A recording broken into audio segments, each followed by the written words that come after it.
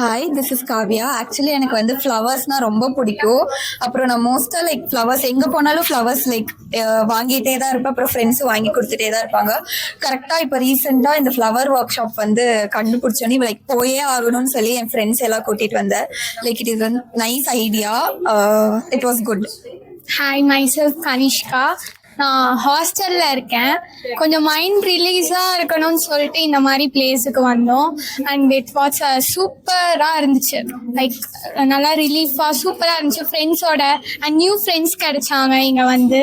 Hi, I'm Raji, and this is the second time I'm coming for this bouquet workshop, and hosted by Kritika, and at the venue of Chennai Silks for Women's Day. And it's a great experience here because we tend to decorate our own bouquet, and we don't expect any guys to give our bouquets.